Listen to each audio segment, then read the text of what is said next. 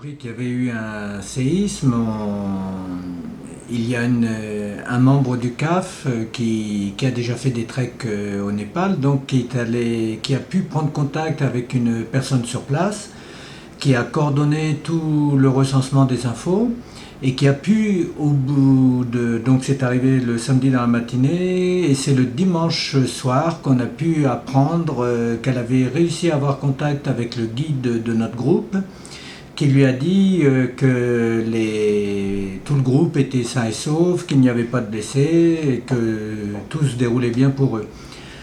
Donc on s'est organisé de façon à ce qu'il n'y ait qu'une personne sur place qui donne les infos, une seule personne sur Annonay qui les reçoit et qui les rediffuse après aux personnes concernées. Quelles sont là les dernières nouvelles ? Alors les dernières nouvelles, c'est qu'ils vont très bien. On pensait qu'ils auraient peut-être des problèmes de logement, enfin d'hébergement et de nourriture. Non, ça se passe bien. Ils sont pris en charge comme les Népalais le sont. Et ils sont sur le chemin de la descente dans la vallée. Et donc demain, ils vont normalement, s'ils en ont l'autorisation, prendre le bus pour pouvoir regagner Katmandou, ou tout au moins le lieu qui leur aura été destiné, pour ensuite attendre le départ du retour. Vous êtes soulagé, j'imagine ?